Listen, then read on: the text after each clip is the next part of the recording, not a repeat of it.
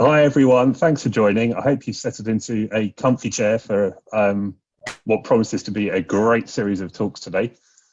Now, this is not a regular work environment, but it is my environment and has been for the last 6 months or so. Now, like all of you, everything's gone digital, gone remote, and working from home has had some wonderful pros, but also some cons as well. The competition for space around these parts is fierce. And of course, security concerns for all of us have shifted with new business models, new operating models.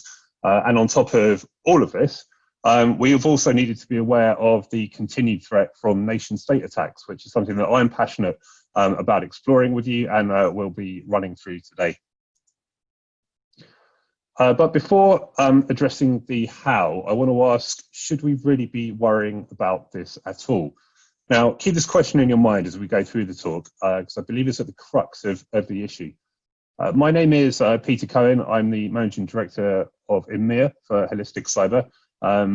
Really passionate about researching the impact of nation-state attacks, and hopefully some of that will come through as we explore today. But really, I think there's a bit of an issue here in that so many times when talking about this, I hear people shrug and say, well, I work for a retailer, I work for an airline, I work for a tech startup. Nation states, they're not a concern. And even if they were, we couldn't defend them. Like other threat groups, the criminal gangs, the ransomware gangs, just keeping up with compliance and auditing, this chews my bandwidth. But my argument is that nation states should be on your radar, and we'll see that anyone, anytime, can be a victim of a nation state attack. But as importantly, I'll also argue there are things that we can do in order to defend ourselves. First thing we need to ask, though, is should we really care? Like, is this actually a problem? And if it is, how much of a problem is it? After all, a quick look at the latest breach reports from Poneman, IBM, and Verizon, kind of the industry Bibles, show around 13% of attacks linked to nation states. Well, is 13% substantial? Well, yeah, it is, and particularly because of the extra damage, which we'll come on to later. But is it accurate? Is 13% the whole story? No, these figures, I believe, are likely far higher due to inherent selection bias. So firstly, as we know, criminal attacks, the nature of them is generally they can only be monetized once a blatant impact has been inflicted. So encryption, extortion, financial theft, data dumps. Ultimately, detection takes care of itself at the end of the day.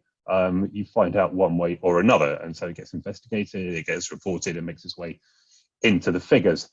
But also consider the intent on the flip side of this behind, nation state attacks, espionage, IP theft, holding footholds for future use. Stealth is the name of the game. And with no visible impact, much of it goes undetected for months, years, if detected at all. And what does this mean? Well, actually, the true figure is likely to be far higher than 13%. Okay, so nation-state attacks are significant, but what about the financial impact? As we know, cyber programs have budgets. Our job would be easy if we didn't. So it really helps to understand impact in economic terms. Now, this year's report, again from IBM Poneman, puts the cost of a nation-state breach slightly higher than the others, so 4.4 million versus for a nation-state attack versus 4.2 million for a criminal. These numbers are high, they're super high. And obviously it depends on the size of your organization and the extent of the breach. This is an average figure, but the difference between them is insignificant. Or is it? Because what we really need to do is look at how these figures are created. And we can see that the factors that go into this calculation are generally pretty short term. Lost business costs during the breach window, detection, cost escalation, notification of customers, suppliers, regulators, and the post-incident clear up. These things take place in a matter of typically weeks and months. It's a relatively short-term window if we consider what if IP was stolen? What's the cost of a nation state stealing IP? The actual cost of a predatory merger and acquisition takeover based on data that has been stolen, the actual cost of the lost mining or oil field contract because he's been undercut by a competitor from another country. Now, these impacts are measured over years, and they're not measured here. And we at Holistic Cyber would argue that long-term impact is far more substantial than articulated in these reports. So let's bring that to life with a couple of examples. Now, those of you who know me may have seen my talk on the impact of Chinese hacking group, APT1, who were discovered to have breached several firms throughout the West in support of the Chinese 5-year plan. Now, 5 of those firms were actually named in a US Justice Department indictment as victims of the Chinese. And 5 years later, 2 of them went bankrupt, SolarWorld and Westinghouse. Both had systematic IP theft and saw their competitors in China become world leaders. There's a whole lot more detail on this I won't go into here, ask me afterwards. But long story short, both are now bankrupt. But really you have to look in the years post-breach to really assess the impact, how that competitive advantage was lost over time, rather than try and wrap it up in a short-term window. So who's doing it? Look, it's a bit broad brush to talk about nation state cyber as if it's all one thing. We need to know and understand our adversary and their objectives if we're to think about defense. But ask anyone on the street who runs state-sponsored hacking programs, and this is the answer. Also type China cyber flag into Google, and the multiple different options show you that China really is at the forefront of kind of public consciousness in this area. But really, that's with good reason. Currently, there's about 30 different state-aligned cyber groups supporting the Chinese 5-year plan. They're aligned to different military intelligence and research institutions targeting different parts of the world. China have stated ambitions to be a geopolitical superpower in the Pacific, and then globally, it takes a long-term view in order to execute this, chopping its central planning then into 5-year chunks, and it marshals its industry and its government and its intelligence services in achieving that goal together, and cyber plays a key part. More on that later. But as we know, it's a little more complex than that, than just China. Ask an IT professional, perhaps, who's doing the hacking, and this is the answer you get. So let's add Russia. As we all know, well-publicized involvements with hacking groups aligned to the Kremlin. Our industry calls them wonderful things like APT28, APT29, Dragonfly, Fancy Bear, and all the rest of it. But ultimately, these map to Russian military and intelligence units such as the GRU, FSB, and SVR. And their objective is to deliver high-impact attacks supporting the geopolitical intent of Putin. That's manifested itself in recent attacks on US and UK energy infrastructure, attacks on Ukraine power, the German parliament. The NotPetya ransomware incident was launched out of Russia, and as we've seen as well publicized, continued attempts to destabilize through undermining various elections. Next up, Iran invested billions into its cyber attack program, kicked off around 5 to 6 years ago. Recent regional attacks against Saudi Arabia and Israel, actually, where I think last month attempted to dump excess chlorine into the Israeli public water supply through a cyber attack. Close to home in the UK, Iran were blamed for a series of attacks on the UK Post Office and local government last year. An escalation to UK utilities, such as in Israel, would obviously be quite frightening. North Korea, recent publication from the US estimated over 6,000 hackers actually stationed outside North Korea conducting cyber operations, along with Bureau 121 and other units in North Korea. So their cyber operations tend to be a bit wider in remit in some ways than other countries, because they include the stealing of cash, so targeting banks, for example, which they've had a fair bit of success with in order to bring foreign currencies into North Korea to support the economy and, more importantly, the nuclear program. But I think the media are guilty, and the cybersecurity industry here is guilty too. What do I mean by this? Well, it's easy for the security industry to frame the threat as being easy to understand in a kind of well understood enemy. And as such, we kind of rotate through these 4 countries in terms of our marketing, and this feeds the media, which leads to growth in the industry. It's a tried and tested system, but really by doing this, and while it might be helping businesses invest into cyber postures, which is a good thing, I also think we're doing the wider kind of community industry a disservice, because reality is far more nuanced than this. Okay, so many of us are security professionals, and so we know the reality to be somewhat different to that's portrayed by the industry and the media. So just a few headlines to show what I mean by this. 10 years ago, US conducted 231 cyber operations. Imagine what that number is today. Suggests it's fairly frightening. The UK is investing, France, Germany investing, further afield, Vietnam, Turkey, India. The rest of this talk could be a view of an atlas and me pointing at every developed country and a lot of the developing ones. So let's just summarize and say if countries aren't developing their own cyber attack capability, they're buying it in from elsewhere. Now, a lot of the time people see these headlines and think, well, France, Germany, the US, we're all friends, right? So does it matter? Well, that's not for me to say, but it is for you to decide in the context of your own organization. Now, countries have long spied on their own allies. That's nothing new, keeping your friends close. And cyber has only served to enable that even further. Some examples, Gemalto, Dutch company, since acquired by Thales, one of the largest producers of SIM cards. Mobile voice calls, as we know, are encrypted, so they can't be intercepted. Gemalto keeps the encryption keys. Want to hack someone's calls? Hack Gemalto. Speculation, the NSA and GCHQ involved in that breach. Barbar, highly sophisticated malware believed to be French, turned up in the Middle East in French deployments against the Iranian nuclear program. Okay, also turned up in Greece and Spain. UK again involved in a highly advanced attack on a Belgian telecom company called Belgacom.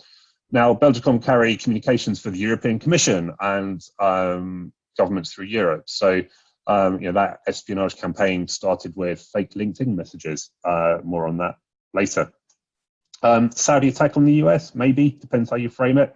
Saudi attack on the Washington Post through Jeff Bezos, far more likely. So what does all this mean? Don't solely focus on what the marketing departments of cyber companies tell you to focus on. Your own threat landscape may be very different. And just a final example, one which makes me laugh, but also shows that really everyone is at it. US stated they were convinced that Russia had hacked the French elections a couple of years back, but kept their sources anonymous. What were those sources? Well, French news also reported the US government had hacked the French presidential office. So who knows quite how that happened. So let's look at some examples of, or a recent example of state-sponsored cyber in the UK. The attack on Easyjet was alleged to be Chinese. Now, if you ask anyone to rank Easyjet on a list of nation-state targets, Easyjet probably wouldn't feature particularly highly. Seems a bit of a strange target on the face of it, right? Budget airline, kind of why? But let's dig a bit deeper. Only a few credit card information records were stolen too. But the attackers were after information, intellectual property on a major airline, big data on transport flows, personal details on who went where and when, intimate insights into foreign economies.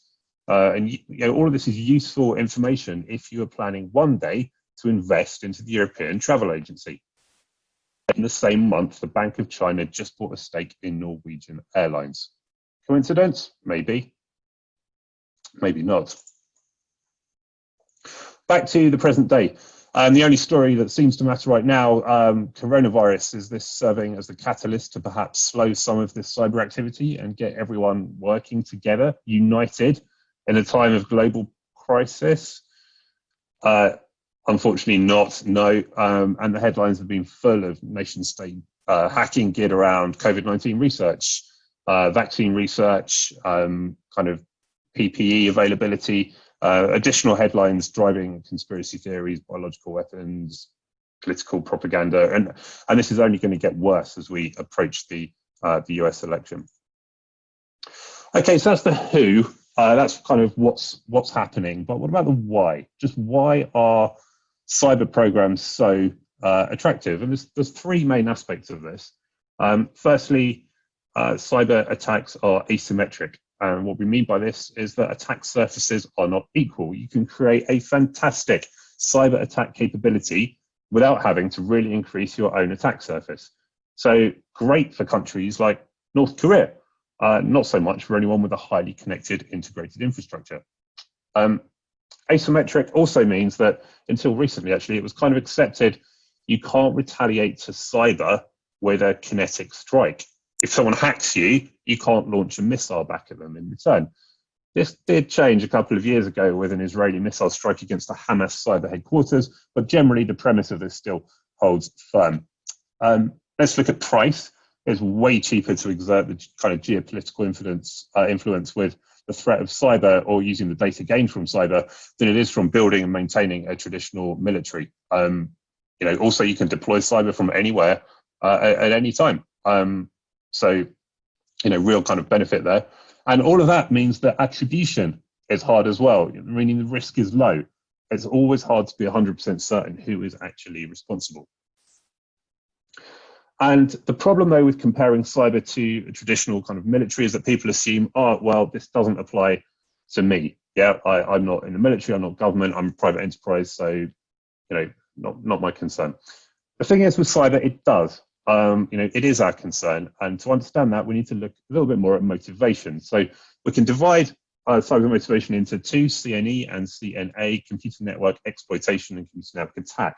So computer network exploitation, it's all about, or includes things like the theft of IP to support state-owned or in-country industry, economic espionage, so theft of contract data, trading data, M&A data, mass data harvesting, building databases and profiling people, employment records, flight records, as we've seen, payment records, things like the Equifax hack or the hack on the OPM, the US government. There are examples of Chinese mass data harvesting. Diplomatic espionage, as we've looked at, traditional spying on friends and enemies at a government level. CNA, computer network attack, are very different. This is about destruction. This is about stopping people taking money out of cash machines, taking TV signals off air, and it's becoming a key part of information warfare. So attempts to destabilize, attempts to project power, attempts to cause harm to the fabric of society within a target country. So it all serves as a powerful deterrent, but it's not just about government. Government's not the target. By its nature, we're talking about power companies, utilities, media companies, financial institutions, critical infrastructure. Anything high profile needs to be concerned about this. So what can we do about it? Let the government defend the country and therefore ourselves against other states? I mean, that's only fair, right? Well, yeah, that might be fair, but it doesn't work like that. As we know, we live in a hyper-connected world and anyone and everyone can become a target. It helps to break the issue down a little bit further. We know that not all nation-state attacks are created equal. A majority will be targeting a country generally or an industry generally. And the things we can do here to deter or frustrate the attackers, make them move on to someone else. If we can do that, we reduce our risk significantly. As we'll see, nation-state doesn't always have to mean sophisticated. Despite the Hollywood hacks, which kind of only really serve to engender a sense of defeat, I feel, we can defend against a lot of this stuff. So let's start here. A really good report last week from our friends at Clear Sky. Huge social engineering operation coming out of North Korea, Lazarus Group. And that's something our team at Holistic Cyber is seeing a lot more of.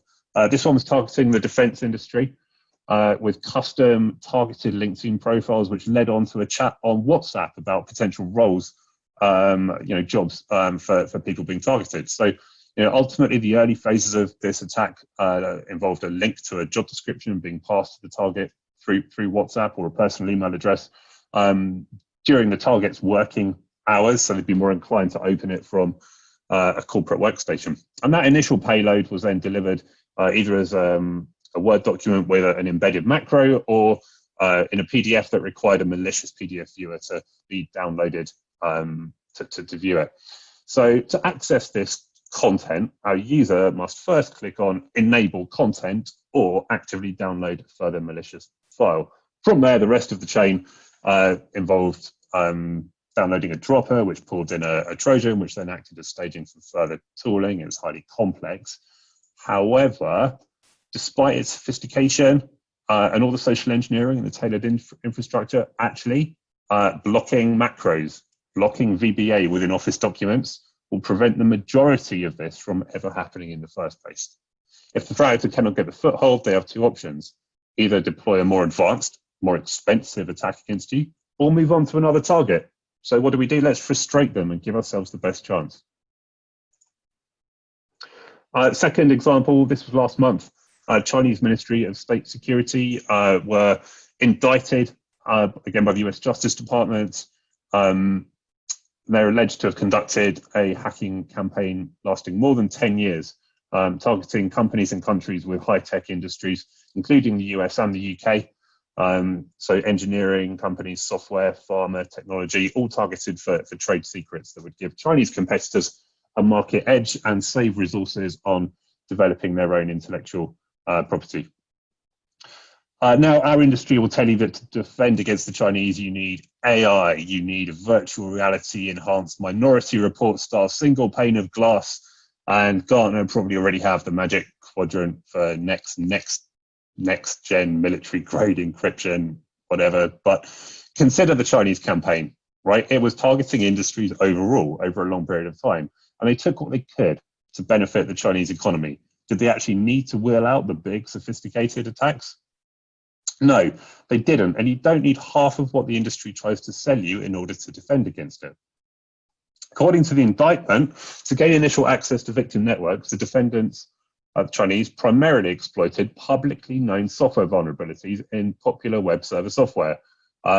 They'd also targeted insecure default configurations in common applications. So how do we defend this stuff? Patching, config review, right? It's a far cry from what our industry is trying to sell you. And the point is, by doing it, we frustrate the attacker who's targeting the industry overall rather than you specifically, and they move on. Final example, and the theme's a recurring one, let's look at the NCSC's guidance for dealing with the threat from Russia. Again, these are generic cyber controls that will frustrate and deter an attacker targeting the country in general or an industry in general, right? These are straightforward cyber defense principles. So, can we defeat a nation state? Often the answer is yes, or at the very least dramatically increase our chances of frustrating the attacker with straightforward security controls. The majority of these attacks can be defended. Now, the examples I gave around stopping them are largely prevention-based. A holistic cyber, we'd never advocate putting all of our eggs into one basket. Detection and response is also key. But also, these controls are becoming more mature and readily available, things like EDR and SIM. They're easily acquired and easily installed. And I'd argue that today we have a duty of care to ensure the implementation of this kind of defense. Now, again, these previous examples are designed to show that generic nation state targeting can and should be defended. However, we need to acknowledge that they'll not defend you against an attacker motivated by you and only you, specifically you with orders to compromise you. Now, this threat model or possibility will be different for every company and also be different for every company at different times. We need to look at the circumstances and what we're trying to defend. So, is there a forthcoming acquisition, expansion into a new market, investment into a key piece of research, for example? Now, in these instances, more targeted cyber defense measures and defense in depth is required. And I'm happy to go into more detail on this. Please just contact me afterwards if it applies to you. But to understand what level of defense you actually need, we need to understand the attacker mindset. Now, every pen tester with 18 months of experience will say they have an attacker background. That's not what I'm referring to here. I'm talking about bringing in a world-class team who've been on the front line of nation-state cyber warfare. If you can get access to them, it's a good start to really view yourself and your own estate through the eyes of a country's offensive capability. And really, if we get into it, nation-state warfare is mainly about taking a pragmatic approach to achieving an objective with limited resources. And it's actually, this approach is actually one that tends to go down very well in the private sector, who also have limited resources and key objectives. So what does the rest of 2020 hold? Really, I think more of the same, right? Countries becoming more emboldened, becoming core is less of an issue. Public attribution is now commonplace. It's broadcast through the media. Hacking back has become a key recommendation when it comes to Russia. That was from the Russia report last month from the UK government. Obviously, we've got key elections coming up. Any one part of the election process, be it media, infrastructure, like anyone there is going to become a target. And as we come out of COVID, as I very much hope we do, M&A is expected to really explode. There's a lot of cheap companies out there, and that kind of acquisition activity cross-border is often supported by cyber. So thank you. That's all for today. I'm happy to address any of this in more detail. Just shoot me a note here on this platform, or an email, or contact me through LinkedIn. It's been really good to talk, and thank you for joining.